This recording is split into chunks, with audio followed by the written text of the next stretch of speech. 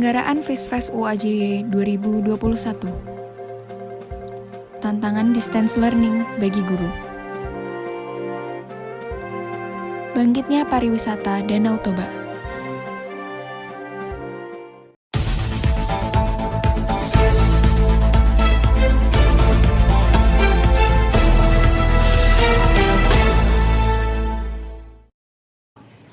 Selamat siang pemirsa, apa kabar Anda hari ini? Anda sedang menonton acara Beranda pukul 15 waktu Indonesia Barat. Kami akan menemani akademia selama 10 menit ke depan dengan kumpulan berita yang telah kami rangkum secara menarik untuk menemani sore Anda. Bersama saya, Faustina Rosalia, inilah Beranda, berita untuk Anda. Berita pertama pada episode kali ini datang dari kegiatan rutin yang dilaksanakan oleh Fakultas Ilmu Sosial dan Ilmu Politik Universitas Atmajaya Yogyakarta, yaitu FISFES yang diadakan setiap 2 tahun sekali.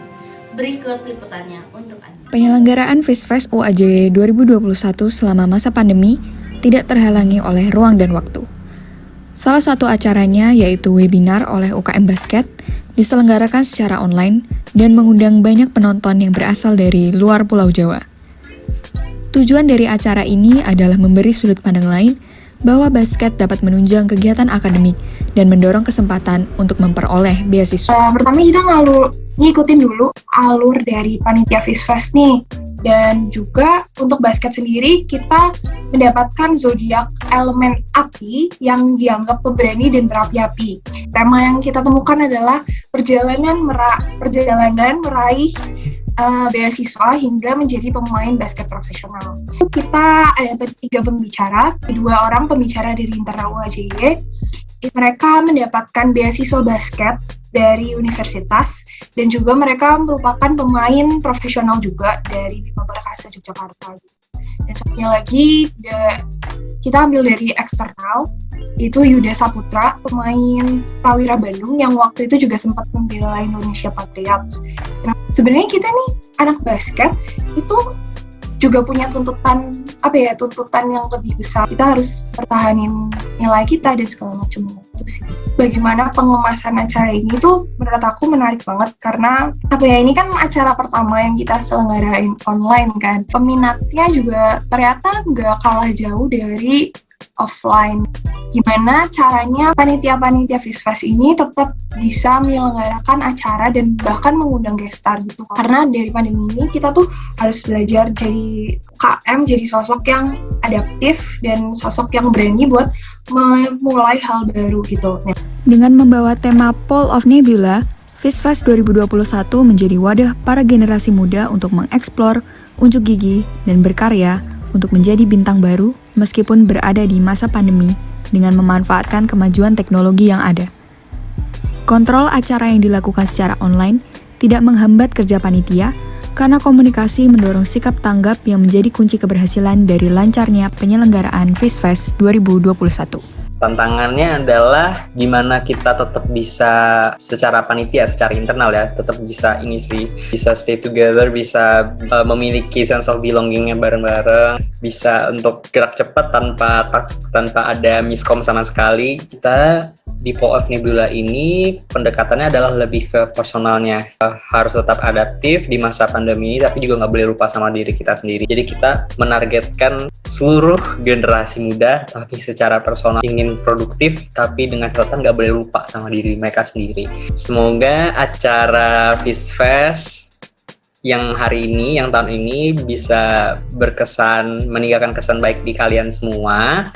Terus juga untuk FISFES tahun depan, semoga acaranya lebih spektakuler lagi daripada ini. Semua yang menonton, terima kasih juga udah meluangkan waktunya menonton acara kita selama 4 hari ini. Semoga kedepannya kita bisa bertemu lagi. Faustina Rosalia dan Stefani Maria melaporkan untuk Beranda.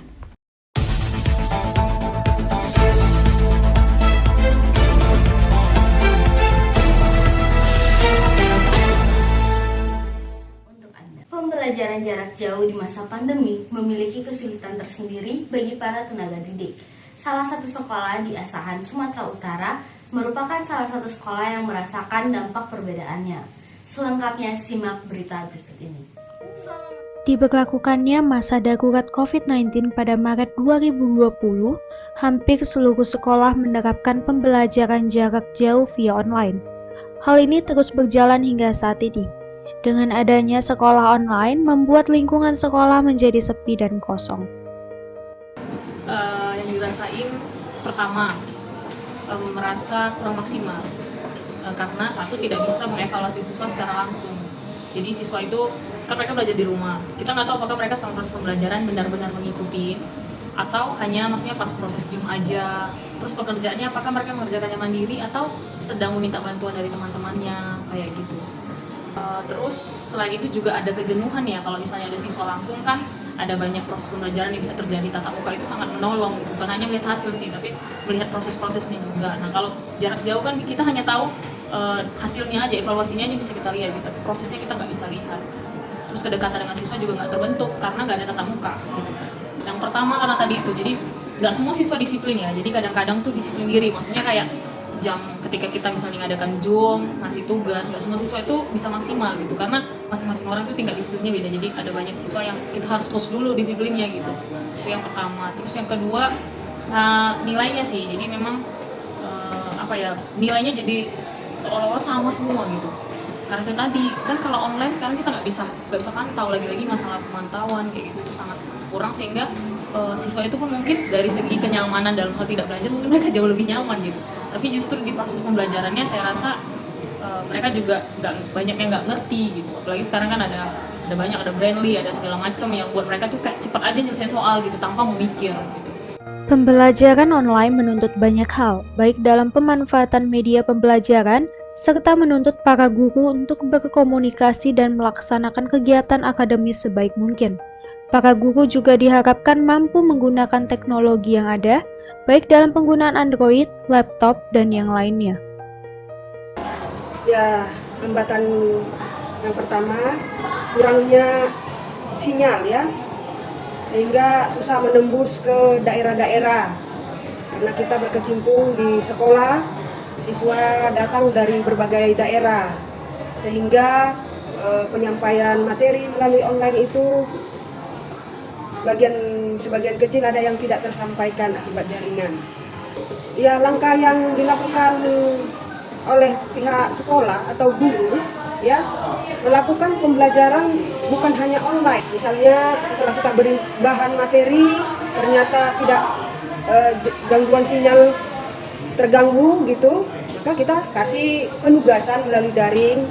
Mereka datang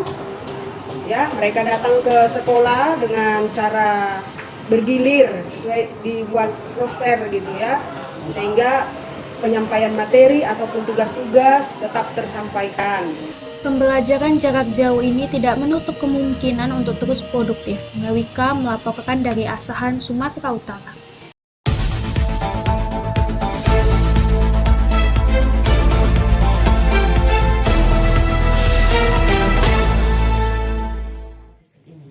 Selama masa pandemi, banyak tempat-tempat wisata yang ditutup untuk menjaga masyarakat dari penyebaran virus corona.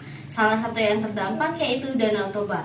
Bagaimana kondisi Danau Toba selama masa pandemi ini? Berikut liputannya untuk Anda. Danau Toba adalah destinasi wisata terkenal yang terletak di Sumatera Utara. Danau vulkanik terbesar di dunia ini memiliki pemandangan alam yang indah dengan hamparan bukitnya yang hijau. Namun sayang, karena kondisi pandemi, destinasi Danau Toba menjadi sepi pengunjung. Dengan aku Andi. Terkait pengelolaan di tengah pandemi ini, di wisata Danau Toba bagaimana ya Pak? Wisata Danau Toba harus memakai 3M, kayak cuci tangan, memakai masker, terus menjaga jarak. Terus untuk harga tiketnya per orang berapa Pak? Untuk tiket per orang Rp5.000. Untuk fasilitas yang didapatkan para pengunjung kalau mengunjungi tempat ini, apa aja yang didapatkan Pak? Ada gazebo, ada tempat makan, tempat parkir tersedia. Kakak asalnya dari mana? Saya asalnya dari Medan. Alasan kakak pergi ke tempat wisata Danau Toba ini kenapa? Karena di sini destinasi yang paling bagus di Indonesia atau di Sumatera Utara. Kalau Danau Toba sih sekarang sepi ya. Terus di sini wajib pakai masker, terus pakai hand sanitizer biar lebih apa gitu, menjaga kesehatan tubuh. Pemberlakuan protokol kesehatan menjadi kunci bangkitnya perekonomian dan wisata Danau Toba. Perlahan tapi pasti, pengunjung dapat datang kembali dan menikmati pemandangan Danau Toba meskipun dengan protokol kesehatan ketat yang diterapkan di area wisata. Hal ini dilakukan untuk menjamin keamanan masyarakat yang sedang berkunjung ke wisata Danau Toba. Jessica Oktaviana melaporkan dari Sumatera Utara. Sekian edisi Beranda kali ini, selalu patuhi protokol kesehatan dan sehat selalu. Sampai bertemu di lain kesempatan, saya Faustina Rosalia, pamit undur diri dan terima kasih.